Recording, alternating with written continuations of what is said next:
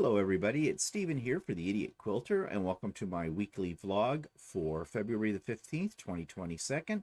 Hope everybody had a nice Valentine's evening or day or whatever you celebrate. Bah humbug. Yeah, we don't do much for Valentine's Day.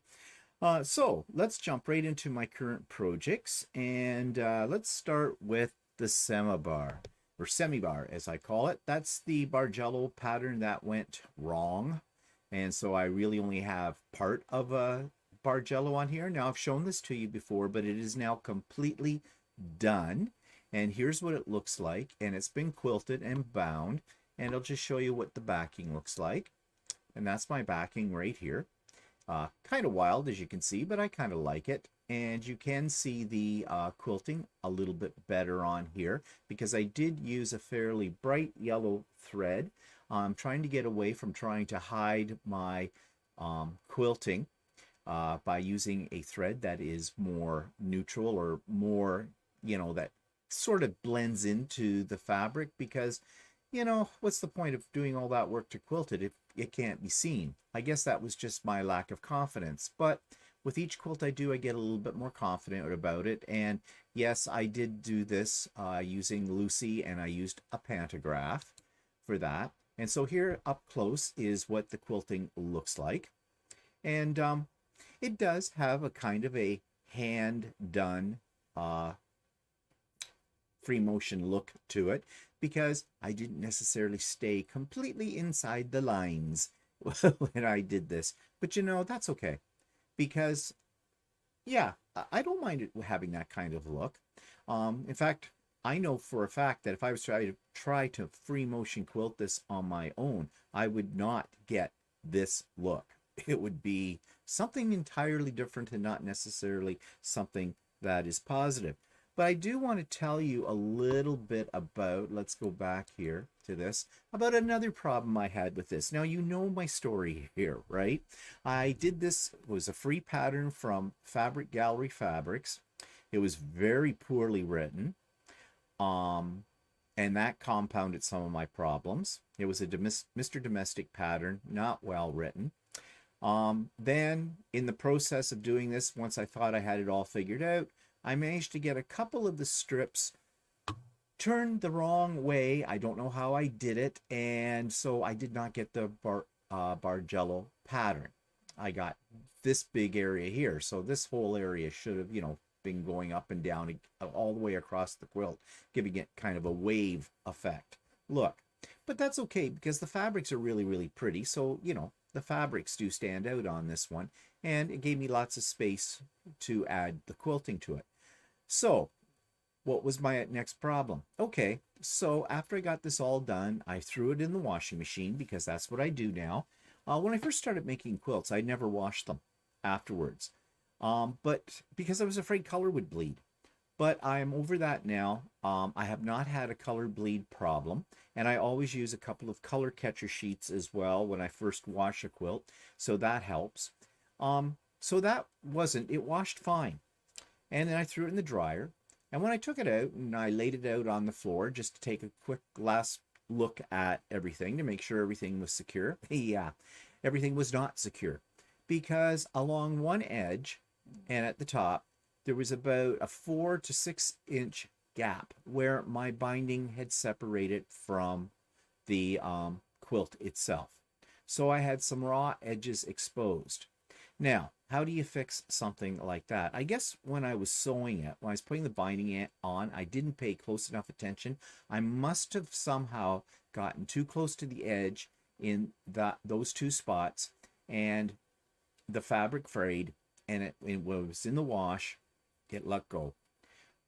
You can say, well, I was pissed off. I really was with that, and with myself, because I had no one else to blame for that than me. So I'm thinking, how am I going to fix this? Well, I know some people would say immediately get out your needle and thread and hand sew it, and kind of a thing, mend it.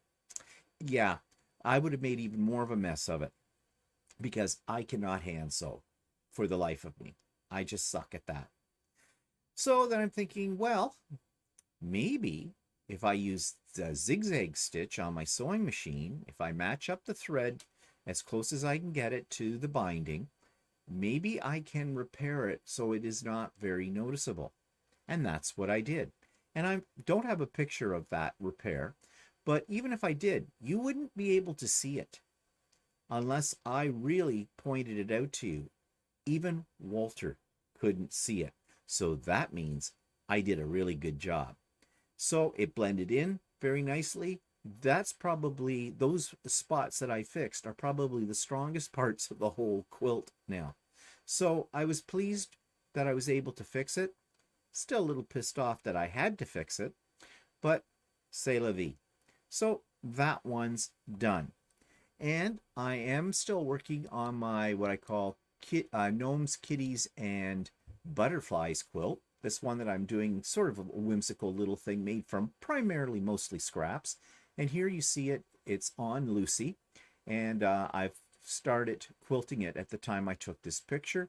I'm just doing a simple kind of scribble, I guess they call it, edge-to-edge design. And it's done now. I have it all quilted, and I've made my binding. I just haven't got the binding on it yet. So I'm not going to show it to you until next week, because by then I should have it completely finished. Now, this one I'm definitely making sure that I throw color catchers in the wash with this one, because if you notice, there's this red inner border piece in here. And yeah, reds, blacks, and some blues can sometimes give you problems. And I do have a lot of white in this quilt, and I don't want the white to be pink. So fingers crossed that when I put it in the wash with my color catchers, that I won't have a problem. So yeah, worst case scenario, it gets a little bit of a pink tinge to it. And there are ways to get some of that out as well. And I have some different chemical compounds you can use for that kind of thing. Whether those really work or not, I don't know. But anyways, this one is just waiting to be bound now. And as I said, I'll probably get to that this week. And then that will be all done. Okay. So that takes me to what other things are new. Well, I've started a new quilt from a kit. It's called Sitting on the Fence. It's by Border Creek Designs, and I have had this kit for years, literally years. I think the very first year when I started quilting, and one of the very first quilt shows I went to, I found this vendor's booth. It was Quilter's Cupboard, and they are not that far from me, but at the time I didn't know that. They're just in a little town about 20-25 minutes, maybe half an hour drive north of me, and I've been there many times since. And they have a lot of kits, and this was one of the kits, and they had it on sale there, and it had all the fabric, and the fabric was all pre-cut for the most part. It's a very simple design of a quilt. It's just rail fence blocks all put together, set on point. And so when I had the pop-up sewing day this past weekend, we'll come to that and talk a little bit more about that later on, I decided this would be what I would start working on during the session. So I got it out and I read the instructions, and it was really simple. They had given you 1.5 inch strips with the fabric, and you were to sew them together and cut out squares 5.5 inches each. Okay, fine, not a problem. Now, the pattern that came in this kit was not their pattern. They put the kit together though. Well, lessons should be learned from this, and I should have learned it from past experiences. Measure your pieces of fabric before you do anything. And what I mean by that is, they said it was 1.5 inch strips. They were not. They were 2 inch strips.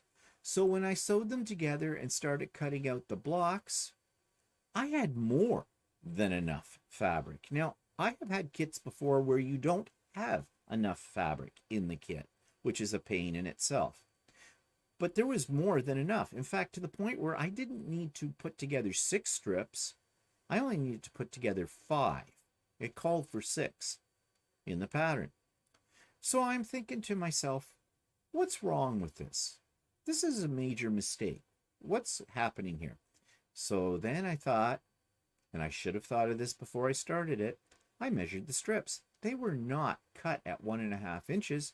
They were cut at 2 inches. Now, I'm still trying to figure out why they made a mistake like that. Well, to give them the benefit of the doubt, but if you're selling a kit for $125, you should double check yourself. But nevertheless, in the instructions, it says that the strips, it says finished 1.5 inches. But the way that it is written would make you believe that what you needed then to do to get 1.5-inch finished strips is to cut the strips 2 inches unfinished for that. And that's what they did. But the other measurements do not coincide with that. A little hard to explain. But needless to say, it was wrong. Okay? However, it's an easily recoverable mistake because I'm just going ahead with, instead of 6 strips sewn together, I'm doing 5. And because this is all made up of about 111 little blocks, and you don't have to sew any of them together and match up seams, it's easy enough for me to cut these to 5.5 inches as the pattern says for each block and put the quilt together with that. Yes, the finished quilt will not come out to be the exact size of what the pattern calls for. That doesn't bother me at all.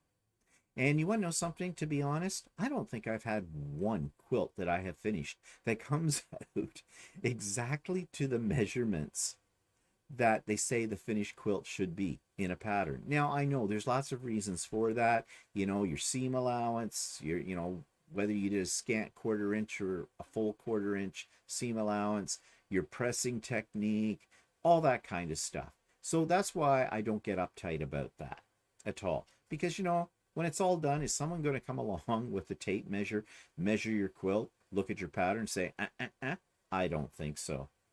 I don't know anybody that anally retentive to do that kind of thing. So I'm not worried about it. But it's a lesson here.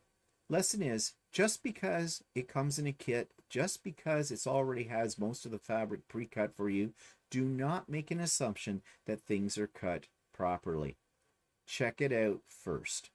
And this is especially important, not so much in this case, because I had more than enough fabric, but if you don't have enough, if they've cut it wrong and you need to get more fabric for it, and in the case of this kit, I've had it for so long that if I had to have gotten any more of the same fabric that came with it, I may be very hard pressed to find that, right?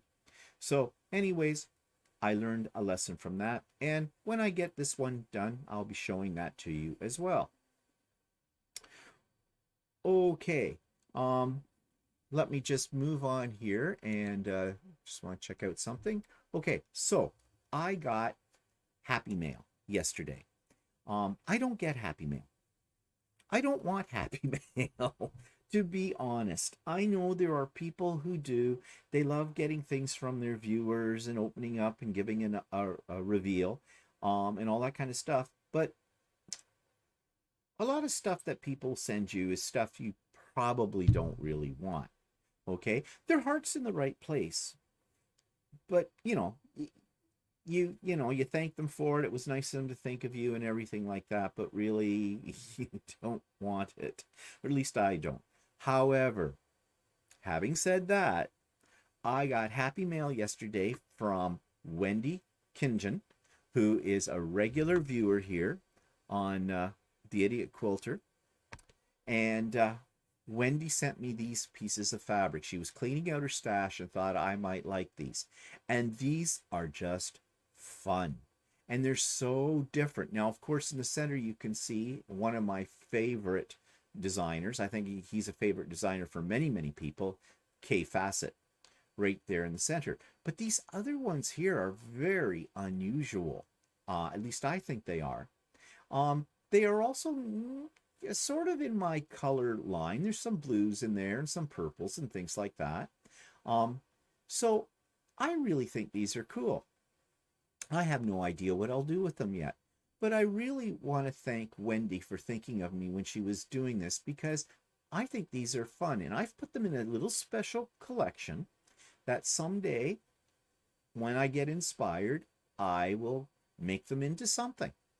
Um, right now I'm looking at them and I'm thinking they might make really an interesting table runner or even placemats. I mean, they're just fat quarters, sort of. I don't even think they're not all fat quarters. They're remnants, but I'm sure I can do something with them that might be just something fun, because I love whimsical at times. And I love putting weird color combinations together too. The wilder the better. So thank you, Wendy, for thinking of me. Um, it just made my day when this came in the mail. Not expecting this at all. So thank you again, Wendy, for thinking about me and sending those to me. And something else that came in the mail yesterday.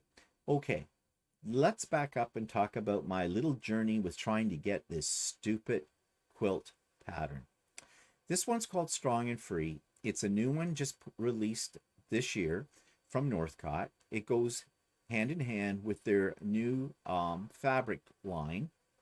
It's part of their O Canada fabric line that they've had going for about 10 years, I think, and I do love that fabric line. And this is their 10th anniversary, I guess, of that line of fabric. And so they came out with new designs, and I showed that to you on previous episodes. And I found this pattern on Northcott's website that I really liked. And I'll show you what it looks like here. Just let me switch it over. So here it is. It's called Strong and Free.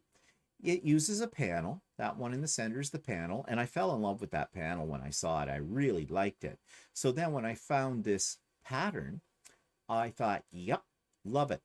So I went looking for the pattern, and I think I've told you this story, so I'll make it really quick. I went looking for the pattern. It was not easy to find. Nobody seemed to have it, but I found a place out in BC called Dragonfly Quilting, and it was on their website, so I immediately ordered it. That was January the 7th. End of January popped up. I still had not received the pattern nor any indication that it had even been shipped when I checked their website. So I contacted them. Took them a while to answer me. I wasn't thrilled with that. Several days or longer. I had to send them a couple of emails before I finally got somebody. Their excuse was, oh, they were so sorry. First thing was they said they were going to check with their supplier about this. So they didn't really have it in stock, but they had it posted with no indication that it was a pre-order or it was back ordered or that, it wasn't available. Nothing. They took my money, no problem. Real quick on that. So they were checking with their supplier. So again, I had to send them another email to find out what was going on with that after a few days. It turned out that their supplier had missed them, had forgotten about their order. Okay, so many problems with this right off the bat. First of all, let's blame it on the supplier, shall we? This may or may not be true. The fact is, though, they had an order into the supplier, and I'm sure they weren't ordering just one item from that supplier. They probably had other things from that supplier on order. Do you not think you would double check? You've put out an order, and as a company, you're paying for that order, and wouldn't you be concerned if you had not seen or heard anything from your supplier for quite a while? Smells to me like inefficiency. Yeah. So, they would let me know as soon as possible when it was available. No, they didn't. I had to send them another email after a few more days again. And I still haven't heard from them as to what's the status with my pattern. Meantime, I went searching again, and I found it on a website for a place that is right here in Ontario, only probably about a 4-hour drive away from me. So I thought, first of all, though, I've already been burned on this, and I had heard through the grapevine that Northcott was having some trouble getting this pattern out. They were out of it, which means who knows when they're going to reprint it, if they are or whatnot. So I'm thinking, does this place really have this pattern in stock? So I wrote to them. Long story short, I had to write them several emails because they weren't answering it, and they finally got back to me. And all I want to know is, do you physically have this pattern in stock? And if you do, I'll order it. Fine. Finally got a hold of somebody, but I had to go through their Facebook page. And when you start printing things or writing things in a public forum like Facebook, you seem to get more action a lot quicker. And that's how they finally contacted me. Oh, they made this excuse that they were, had switched websites and were, working out the bugs and things like that, and had missed my email and blah, blah, blah, blah, blah. Well, maybe that's true. Maybe it's not. But again, that smells of inefficiency. So finally, they told me they did have it in stock. I ordered it immediately. They're sending it by Canada Post. I put it as expedited because it was only about 25 cents more to do that on their shipping. So I did, and I got it. And they sent me a shipping or a tracking number for it within an hour of when I ordered it. So that kind of made me see them in a more favorable light. And I told them that as well. Turns out other people, and they admitted to this, some other people had been writing them emails that they didn't know anything about either. So, okay, so maybe there was a problem. But, it would seem to me if you're going to switch over to a new website and the whole bit, you would be very careful during your transitional time and that to make sure that you were covering all your bases when it came to communicating with your clients during that time of turnover, right? I mean, I know running a business is a difficult thing, but it is a business and you get money for it. So suck it up and do your, work with your customers, if you want them to be repeat customers. So it came yesterday. Got it within 3 days, basically. Well, there's a weekend in between there, but fine, Phil. So I'm a happy camper now. I have my pattern. Meanwhile, back at Dragonfly Quilting, I have not heard back from them. My last email that I sent to them tail end of last week was, look, I've picked this pattern up from another company. So although I went to you first, I've already paid for it. If you can tell me that you can send it to me in a reasonable amount of time, then I will let the order stand. So I'll have 2 patterns, but I always give one to a friend or something, right?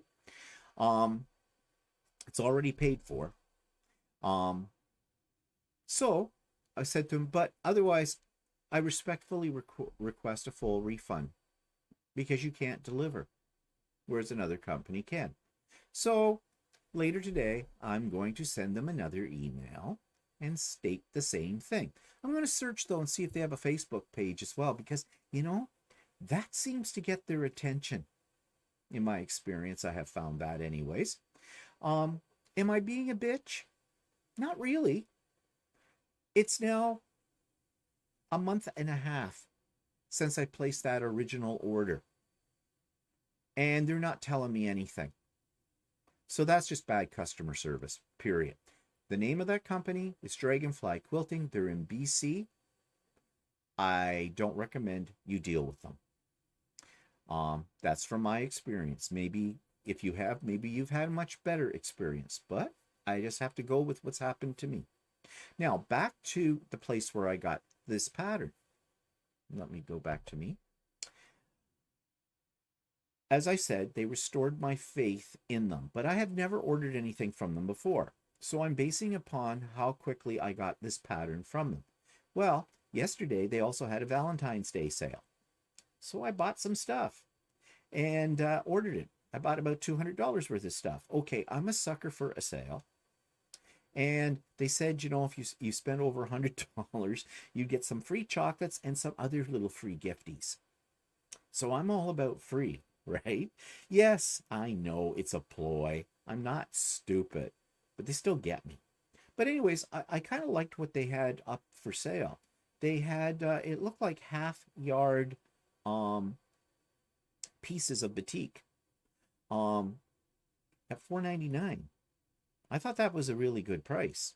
So I bought up a whole bunch of those, and then they had some charm packs on sale with 42 charms in each one, and they looked pretty good, and they were on sale for $13.99. I thought that wasn't bad. So I bought those. So after, the shipping cost and the um, tax and everything, it was about $199.50. So I'm getting those free chocolates, don't you know? Um, so I have an order out to them. Now let's see. This will be the real test as to how good they are. I'm taking a chance here, I know. And I'll let you know. Now, right now, I do not have a tracking number from them for that order. Later today, I'm going to go on their website and take a look at my account and see what it says there about my order and the whole bit. I mean, I have to give them a couple of days to get things together, all right? So, I know it's not going to be instantaneous 2 minutes after I've ordered it, but we'll just see. I'm a little leery because of my past experience with them, but I'm giving them the benefit of the doubt. And if all goes well on this, I'll let you all know. And that place is called Stitch It Central. They're in London, Ontario. And you just go to their website, stitchitcentral.ca, I think it is, or it might be .com. Either one. It's probably .ca. And you can check them out as well. But you might want to wait until I let you know what happens with me with this experience. Okay, so that's all the new things that are happening or that I've got. So that takes me to a little demo. This was something I think I mentioned last week that I had bought. I'd heard about it on a podcast. It's been around for a while, but it was new to me, and it's called the Foolproof Color Wheel by Kate Fowler. And so, well, here's my little video about this week device. I want to show you something I just received, and it's called the Foolproof Color Wheel Set, and it's by Katie Fowler. Now, I heard about this on the Quilt show, and I thought I'd give it a try. Basically, it is what it says it is. It is a color wheel set. But what makes it kind of unique is inside you get these 10 discs, and it shows you here what each disc does. So basically you have a color wheel here in the center with a little post on it, and in this little flap here are these 10 cardboard cutouts, and you place them onto the color wheel and turn it according to the colors you're trying to find. So here it tells you what each wheel will highlight for you. Disc 1, for example, the one I have on here right now, is called the direct complement. And it explains what it means by direct complement.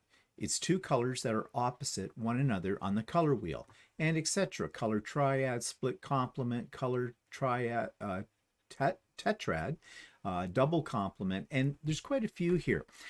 Now, you could do this with a regular color wheel, but this just simplifies the whole process. And the idea here is you just take whichever disc you want, place it on here, turn it to the colors you're trying to match up for your quilt, and it will show you the ones that will go together. Now, this might allow you to pick colors outside of your comfort zone. And what I mean by that is, or at least for me, is I always pick shades of blue and purples and things like that. I stay away from oranges and yellows and pinks. But I'm probably forcing myself into a very narrow spectrum of color, which means all my quilts are going to be kind of the same when it comes to color. So this gives me some variety, but it allows me to pick the colors that are going to go together most effectively. So one thing I could say that could have been improved on this, well, actually two improvements on this. I think this cost around $26 with tax in Canadian dollars. And I was a little surprised that when I got it, that the little wheels, the cutouts that you put on top of the color wheel, are made of cardboard. Just cardstock, basically. I think it would be better if they had actually been made from a thin plastic. I think they make them more durable.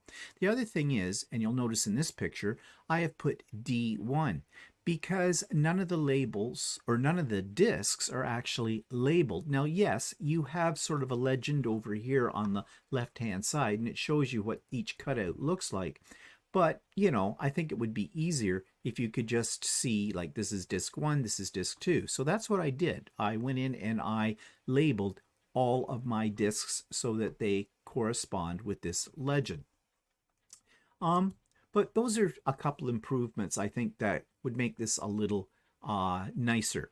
But Nevertheless, it does do its job. Now, have I used it much yet? Well, no, I just kind of got it, and I'll have to remember that I have it. I have a tendency to buy things like this, put them away, and never see them again.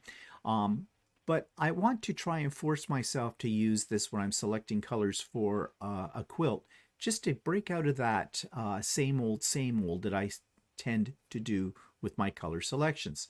So that's the Foolproof Color Wheel set by Katie Fowler, and you can take a look at her YouTube channel. Just do a search for her name and the color wheel set, and you can see how she uses it as well. So yeah, to date I haven't really used it yet, but it's one of those tools in my arsenal that if I get stuck on picking colors for a quilt I might be designing myself or whatever, I have that and can use it. Okay, so subscribers quilt of the week. This one's a little bit different, a little bit special. I got an email from a lady named, don't laugh at her name, Pinki Nutter. Now, I'll be honest. When I first saw that name come up in an email, I thought it was spam. But it was a lady who's done some incredible designing of both quilts and, well, they're art. It's art. It's textile fiber art that she creates. And she has a website as well. And her stuff is incredible. It's just absolutely incredible. So she sent me about 15 pictures. You know, when I present subscribers quilts on here, I ask for at the most 2 pictures. And I thought of picking a couple from this and just showing those 2, but because it is so incredible, I decided to make a quick little slideshow of this. Now, in order to give you some background into Pinki Nutter as a designer, as an artist, I went to her website, and I have created, as part of this little video segment, information about her website as well, and then there's the slideshow. So this is a little bit different format than what I usually do when I present quilts from subscribers, but I think you'll agree with me. It definitely needs to be presented in this manner. So I'm going to put that in here. This week's subscribers' quilts are not actually quilts. They are works of art, and they're done by Pinki Nutter. And she is a professional artist who reached out to me and sent me about 15 pictures of her works of art. There were so many, and they're all so beautiful and also very unique, that I decided to put them into a very short slide presentation for you to view.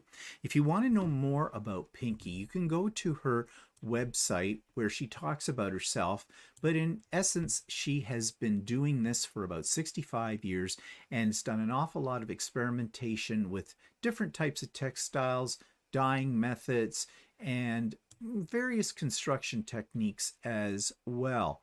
So you can read more about Pinki at her website, and I have put that in the show notes below. But right now, just sit back and enjoy her creations.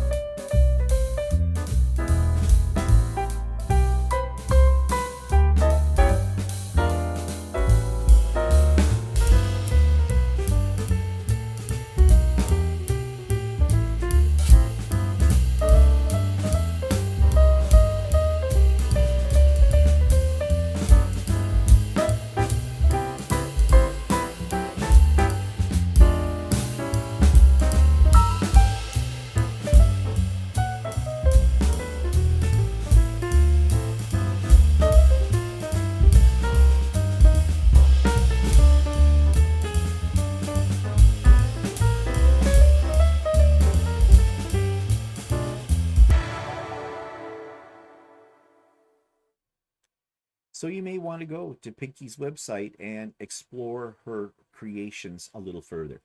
Okay, so that takes me to the YouTube of the week. Now, I think I may have mentioned this one back a long, long time ago, but I thought it was worth revisiting. And because I follow this person, he is called the Colorblind Quilter. He's from Scotland, and he is colorblind, which in itself makes what he does somewhat unique. And if you're interested, check his YouTube channel out because he does explain how he picks colors, being colorblind, for his quilts. But he does a lot more than just that. He also is a tester for various patterns, and he gives you some tips and tricks and advice about, what it's like to be a pattern tester if you've ever thought about getting into that. He also shows you what he's been working on.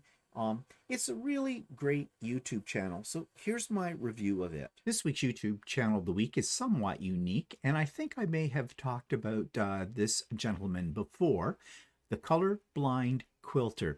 And what makes it really unique is the fact that he is actually colorblind. And this is something as quilters I don't think we ever think about, but what if you were born with color blindness to a certain degree? How would you pick your colors for your quilts? Well, he talks about this right at the beginning of his channel. However, there is so much more than just the fact that he's colorblind.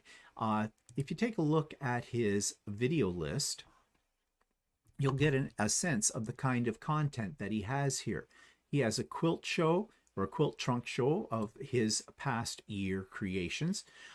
He talks about the adventures of a quilt pattern tester, and I watched this one and it was very, very interesting. So if you've ever thought about doing some testing for quilt patterns, you might want to take a look at this first because it is a real eye-opener. He talks about goals for quilters, what to expect in 2022, his plans, and then he has all kinds of different blocks that he shows you how to make in tutorials. He does a lot of his quilts in solids, so if you're a lover of solids, you will definitely want to check this out. And this is great for beginner quilters as well as more advanced quilters because, as you can see, he has a long list of things that are at all levels of the quilting spectrum. So if you want to be informed, you want to learn something about someone being colorblind and how they pick colors, if you want to learn about pattern testing and learn different blocks, then I suggest you check out the Colorblind Quilter. And that takes me to what's on my vision board. And this is one more pattern from that magazine. That magazine was well worth the money I paid for it. The McCall's Quilting magazine for September, October of 2018. And this is another pattern in it that I want to do. And it's called Misty Morning. This week's quilt that's on my vision board again comes from the magazine that I've been featuring several patterns from in the last little while, and that's the McCall's Quilting. What's it called? McCall's Quilting, the Best of American Quilting, September, October 2018 edition. Now, I'm sorry, I don't think this magazine is available anymore. You might be able to order it from their website, as I've said before. But of course, what attracted me to this particular pattern when I was looking through this magazine were the colors, because you know that I love purples and I love blues very much so. And this one looks like a fairly simple pattern to put together. And if we just look at it up close, I'll blow it up here a little bit so we can get just a little closer look at this. Okay, it looks like there's a lot of half square triangles in this to make up the pattern, but there's also 9 patches, and there is a square within a square as well. All very doable, all very manageable. I would think that once you got going with this quilt, it would be a fairly fast one to put together. Now, it's not a huge quilt. It's 39 inches by 39 inches, and you could make it bigger, though, I think, very easily by adding maybe another wide border on here, or even just going out and following the same sort of pattern. You could probably extend it both in width and in length by repeating some of these smaller blocks around it. So I think it's a fairly versatile type of pattern as well.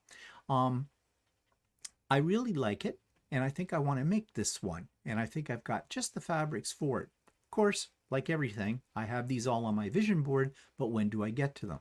So that's called Misty Morning, and it is by Terry Peterson, and you can find it in McCall's Quilting, the September-October 2018 edition. So this week on the Idiot Quilter Presents, it's one of my musings. Again, sorry, it's your fault. I don't have any interviews this week. So come on, people.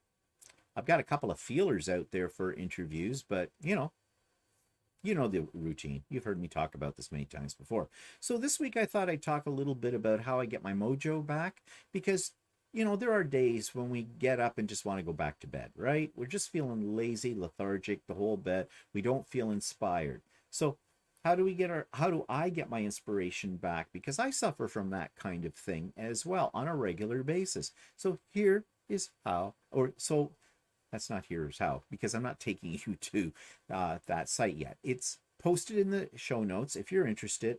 How I get my mojo back, Idiot Quilter Musings. So you might want to check that out. Okay, and now it's time for me to look at one of my past creations. This is a Christmas one again. I'd forgot all about this one. I made it very quickly. It took a special ruler. It's called the Braided Twist Table Runner, and I gave it away as a Christmas gift this year. I think I did. Yeah, I did. So here's my critical analysis of this creation of my own. This week's quilt of the week of my own that I'm going to critique is one that I showed you back probably in around late November, because that's when I made this originally. So it is a Christmas pattern, but this was one that I needed a special ruler for, and it's called the Braided Twist Table Runner. And at the time that I made it, I was not that pleased with the procedure for making it, and I think I said I wasn't going to make another one. But I did make a little movie back at that point in time showing you what I meant by how to create this. So I'm going to insert that in here for you now. So I just finished this Christmas table runner, and it's called the Braided Twist, and I showed the pattern on the Idiot Quilter a couple of weeks ago.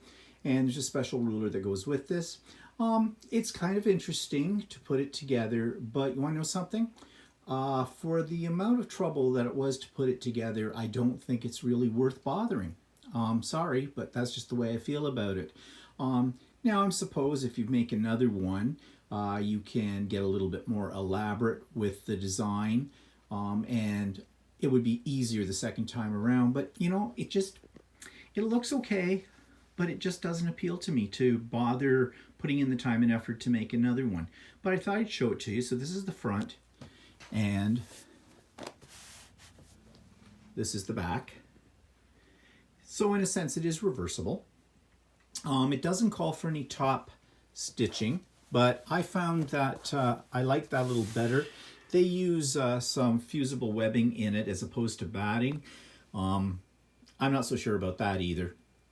It doesn't call for any quilting. I could do some quilting on it, but because it doesn't have any batting in it, it just has fusible interfacing, I don't think the quilting would stand out that well. So if I was to ever make another one, I might consider substituting more of possibly a fusible batting in it, although I'm not sure if that would work. Because of the way this goes together, there's a twist here that literally you have to twist it to get this design in it. It's difficult to explain without going into the details of the instructions for this pattern. So anyways, I did it. It turned out okay. And as I said, I don't think I'm going to be making another one anytime soon. So that takes me to my review of an online fabric store, quilt store this week. And I'm looking at something called, cute name, Chicken Feed Quilts. So here's my review of that. And remember, I review my opinions of these quilt stores are totally based upon their website. It's sort of my first impressions. But you never have a second chance to make a first impression. This week's online quilt store I want to review is called Chicken Feed Quilts. And as you can see here, this is their home page. It says, welcome to our shop, Trendtex Partnership Program. If you're looking for something in particular from Moda, Hoffman, RJR, Lewis and Irene, Michael Miller, Stoff or Benterex. Okay, sorry about the pronunciation. We do have it. Check it out at this link. Okay. All orders are shipped via Canada Post and can be tracked through their website or over the phone. Okay, so right up front, they're telling us a little bit about their shipping and what products they have.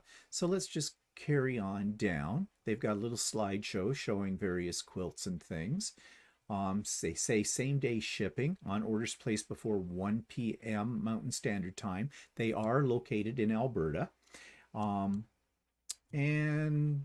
yeah, visit our blog, our latest makes, events, and they have a newsletter as well. And there's a map showing you where they're located. So I think they are a brick and mortar store as well as a website. So let's do some shopping. Shop and let's check it out. Okay, so what do we got? Fabric, early release pre-cuts, bag hardware, batting and interfacing, books and patterns, clearance, cork and faux leather, gifts, kits, notions, pre-cuts, rulers, samples for sale, subscription clubs and block of the month, thread and wool. So let's jump right into their fabric lines and see what they have to offer and what their prices are like. Okay, now I've never ordered from them before, so this is my first look at them. They have Art Gallery Fabrics, they have Moda, Riley Blake, Hoffman, RJR, which I'm not sure who RJR are, Andover, Batiks and Flannels, Ventertex, Cador Textiles, Willington, Rented Lips, fabrics, etc. They've got quite a few manufacturers here. So let's go to Riley Blake and see what they have here to offer.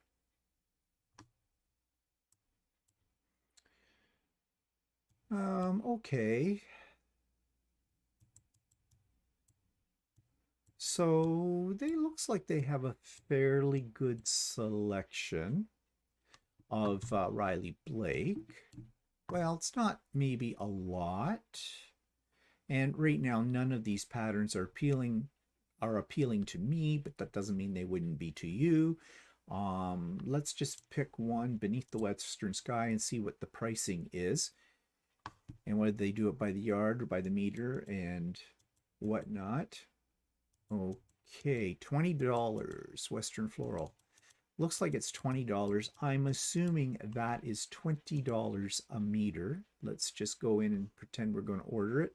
Yes, it's by the meter. It's $20 a meter. Okay, that's reasonable. That's what most things are going for now, between the $18 to $22 range a meter. So let's see, is that pretty much standard, or is that just for Riley Blake? Does this vary amongst manufacturers? Well, let's take a look at something else here. Let's take a look at Moda and see what their pricing's like on these. Okay, again, they have lots of designers. So it looks like on this, in the way they organize it by designers. So let's just see here. If we go up a little bit, I'm not familiar with most of these designers. Three Sisters, I think I've heard of that line before. And what do we have to offer? And it's $20 as well. So, okay, so it looks like most of their fabrics are $20 a meter. So let's take a look at pre-cuts. Now they have something called early release pre-cuts. So I'm assuming that means is these are things that you can pre-order. Prices, 16 for Charm Pack. Beautiful Day Honey Bun, 52.50, 62.50, 17. Okay, prices are all over the place. 62.50. How many? I'm assuming there are 40. No description. Don't like that. I'm assuming, I'm trying to read it on the label. I do not see it there, but it does not tell me how many are in that jelly roll. And not all jelly rolls have the same number of pieces in them. You can get ones with 20, you can get ones with 40 or 42. So I don't like that. Is that just in the case of this particular one, or is this how it all is? Let's see.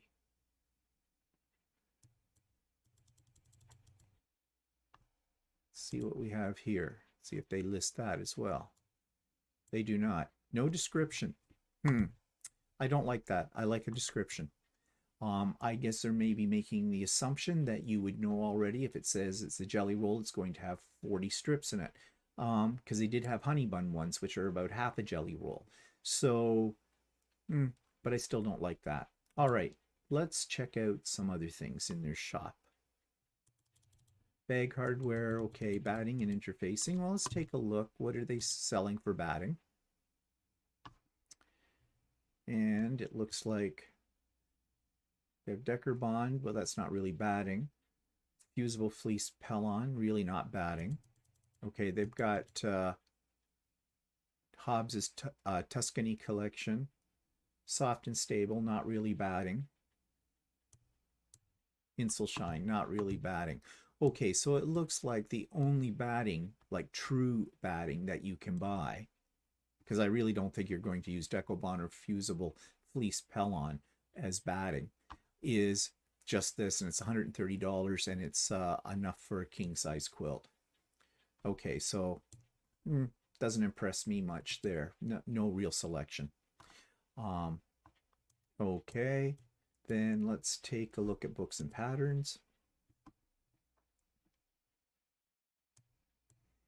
Bag patterns, panel patterns, and then they show there's about 120 of these. Lots of bag patterns. Okay, well, yeah. Nothing jumps out at me here as being unique. Prices, I guess fairly standard. Now, why would that one not have a price in it on it? Let's see. Well, it's there. It's out of stock. Oh, that's why. Okay, that must be how they show when something's out of stock. They don't have a price under it. Okay, well, that's okay. Now that I know that. Yeah, well, it's okay. It's okay. But you know, nothing that makes me say I want to go specifically to their site for something unique. Okay, continuing in our shopping here. What else do we have that we want to take a look at? Okay. We've already seen their pre-cuts, but we looked under one. Now this might give us a better selection. Not really. Oh wait, here we go, down here. Okay. Well, they do have a fairly extensive collection of pre-cuts. Some of these I have not seen before. And prices seem about average. So, okay. Pre-cuts, not too bad. Not too bad. 9 pages of them. Okay. And let's look at one more thing in the shop and see what we've got. Notions, thread. Let's check out their thread. So what brands are they? We've got Aurifil. It's all Aurifil. And they have Glide. And what's their price on Aurifil? 50 weight. That's what I use for piecing. They have some collections. $15.50. Yeah, that's okay. I think I pay 15 at Ultimate Sewing for a spool of Aurifil 1300 meter. Lots to choose from though. Okay, so we've checked that out. Let's go back up here. Let's check their classes and events. See if they have any. They do. Oops, get that off my screen. Sorry about that. Miss Maggie bag, in-store option. Join us in-store to make the Miss Maggie bag pattern is a free download from Emmeline. Class fee does not include supplies. So the pattern is free, but you can go in and take the class and learn how to make it. And there's necessary clutch wallet. Everybody offers that. Skill building sampler, $100. Okay, skill builder sampler class. Okay, so they basically have a couple of bag classes and a couple of classes in skill building as well. Now, are these classes also available online?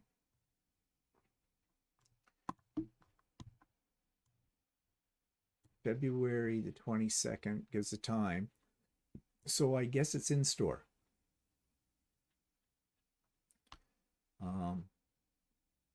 They send out the supplied list closer to the class date. So it's an in-store option. I don't know what they mean by in-store option. There's no explanation of that here. Let's just go back. Maybe I missed that.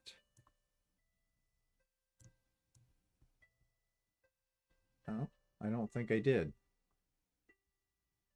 Okay. So, not really sure about that. Maybe it's under About Us. I'm just speed reading this, and nope, nothing there whatsoever. Okay, do we have anything more about shipping?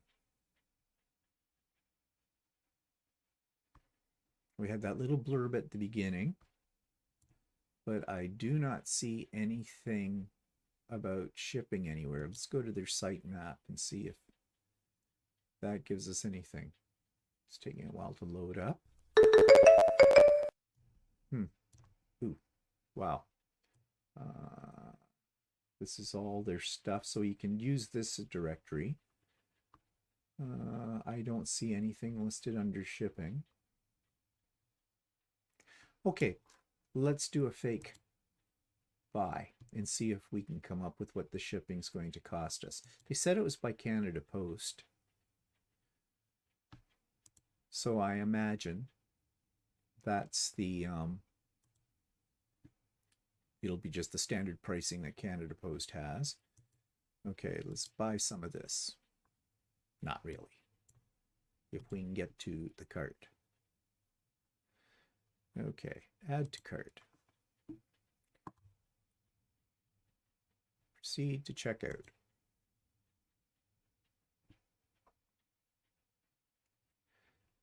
Okay, taxes.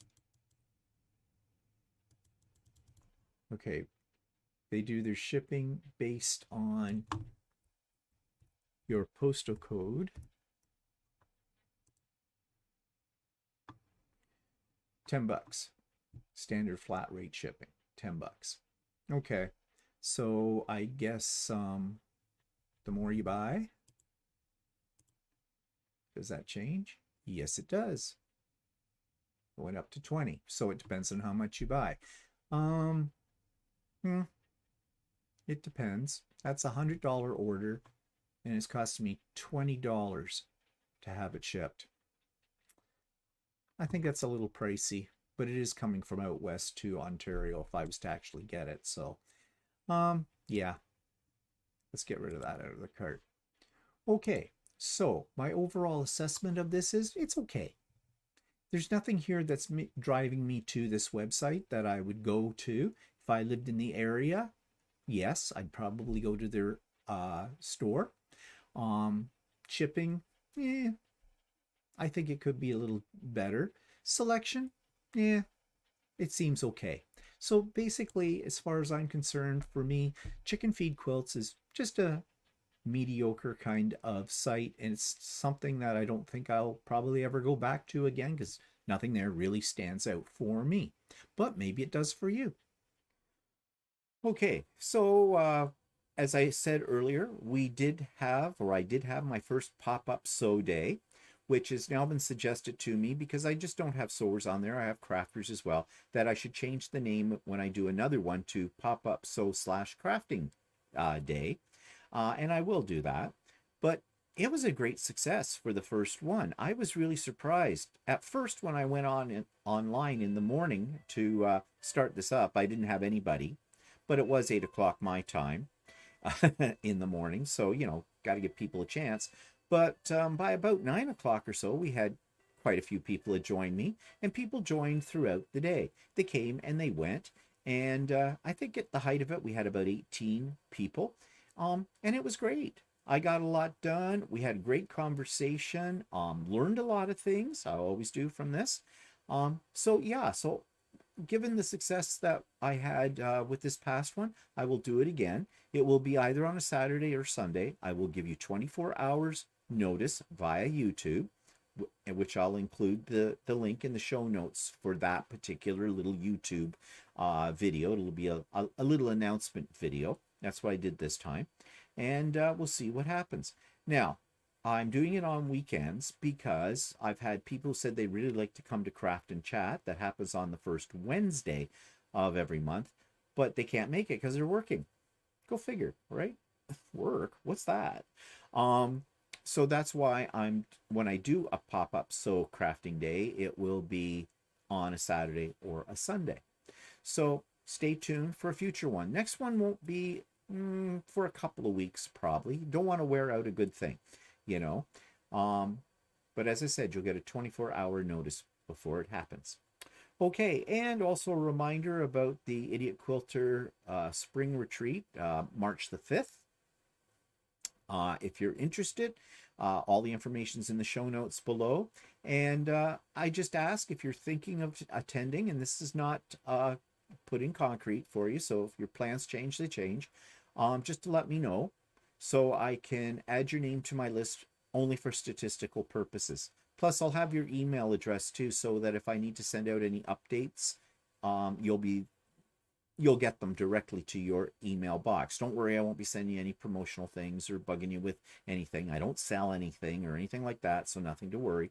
And if this is the first time you've heard about the retreat, it's an all-day retreat, Saturday, March the 5th, starting at 9 a.m. Eastern Standard Time and running till about 5 p.m. in the afternoon of that day.